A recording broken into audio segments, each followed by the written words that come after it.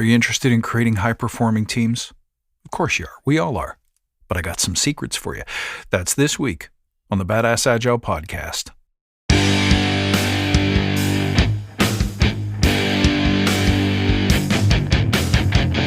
Greetings, team.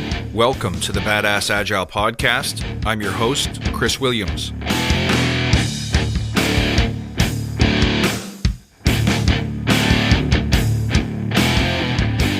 Okay, friends, welcome back. Thank you for tuning in. The habits and techniques of high-performing teams are not exactly secret, but it's something that we fail to observe and apply, and we do so at our own peril. So let's explore what those are. First, let's take a moment to remember why we're here. To create an elite tribe of leaders who truly serve their clients and communities by doing what matters and what works, relentlessly chasing value and excellence like a badass. There's so many resources out there about what you need to do to be agile, but we're focused on who you need to become in order to lead teams. So let's hammer down those fundamentals to create a truly unique and powerful force in this industry. And remember, if this helps you, tell your friends. You can check us out on Facebook in the Badass Agile Listener Lounge and also in Clubhouse in the Badass Agile Club. Now, let's talk about high-performing teams.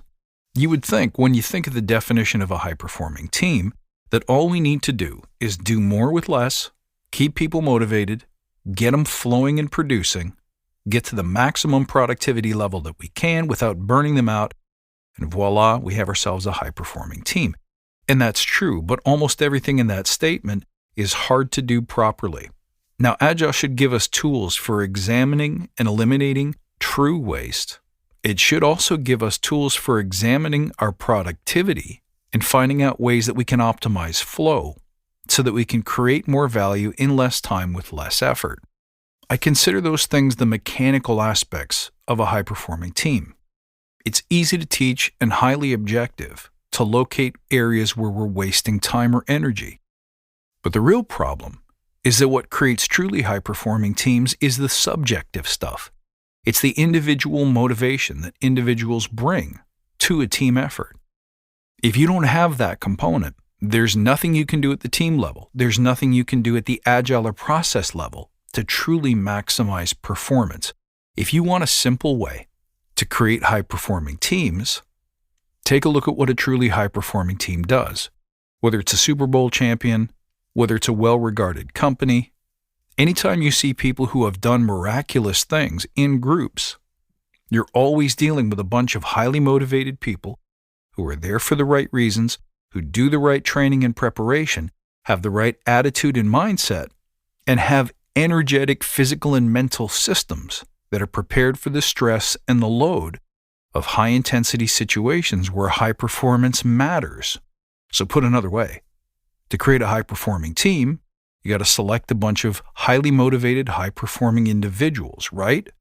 Well, the problem is, in big box, big bank agile, we can't always do that. Most of the time, you get who you get. The team is the team. Does that mean that you can't connect with those people and get them motivated to be high-performing? Absolutely not. It's entirely doable. Now, I say this with the caveat that there will be times where some people won't be reachable, don't have the right motivation, they're dealing with something or handling something that's going to keep them from being and staying connected with the team. But in most cases, I want to share with you the simple secret that if you find people's passion, you can push them way harder. Now, that's going to sound like a big no-no, and for a lot of you, you're going to have a red flare go off. What? Push people harder? Yeah, push people harder. We want to be able to challenge people to exceed their current limitations, to break their mindsets and their beliefs about what they're capable of, to increase their intellectual and physical output. Listen, guys, muscles don't grow unless you tear them down. You can't perform at your best unless you stretch. Think about anything you've learned in life. You had to go through hell to get there. The most important learnings you didn't get from a book. You didn't get them from other people's stories. You didn't get them from TV shows. You got them by living through it and coming out on the other side. But the problem that we have in our society is that we push people hard on things that they're not interested in doing, things that don't light them up, things they're not excited about. On the flip side, think about anything that you're truly passionate about.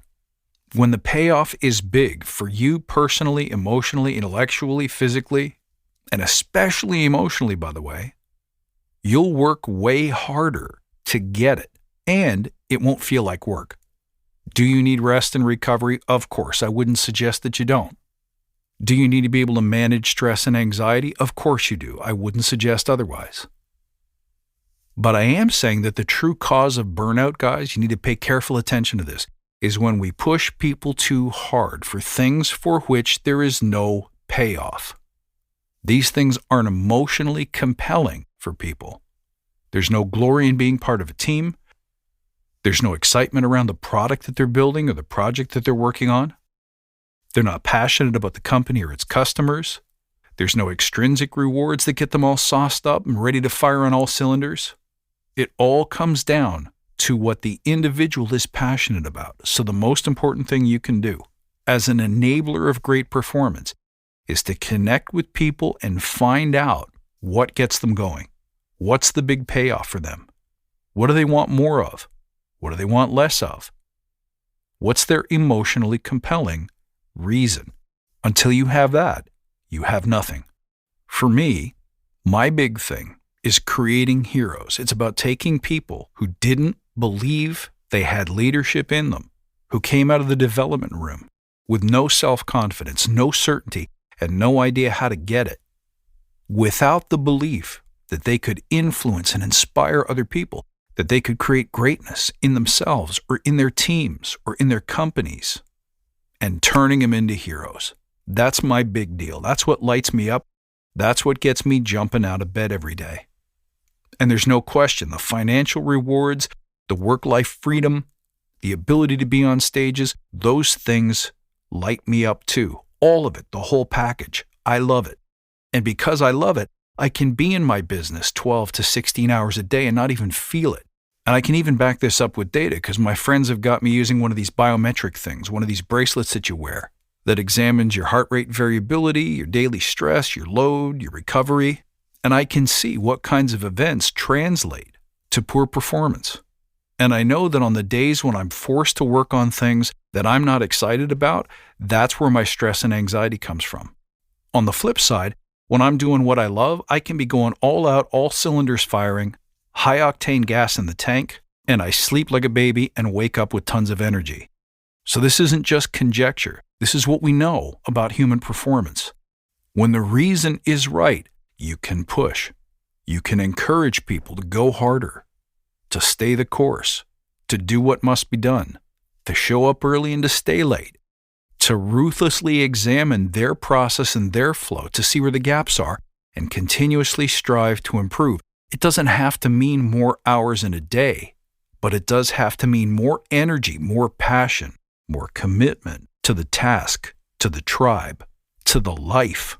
Now, as a leader, you have to know what buttons to push. You got to know how to reach people, how to connect with them. And I've said this before, it's about taking them out for a beer or spending a little time with them and asking them, why do you show up here every day? What makes you want to come into this team room day in, day out? What is it that you do when you're not at work? If you didn't have to worry about money, what would you do? What are the things that your friends and your family have always said you're awesome at, but you didn't believe them? Get to that stuff. Get to the passion. Get to that life by design. Get to their true fundamental nature. Once you get there, now you can help them get more of what they want. Now you have stories and metaphors that you can create about how what we're doing is like being whatever it is that they truly want. A famous musician, a baseball player, a journalist, a legend in social media, whatever it is that they crave and desire and really want and get passionate about and have an emotionally compelling reason for jumping out of the sheets every morning and sprinting to get after. Once you know that, you have that connection. You're the spark plug that ignites the fuel.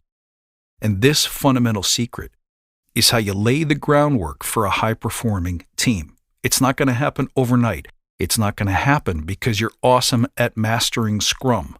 It's not going to happen because you've read all the Agile guidebooks or watched a bunch of videos.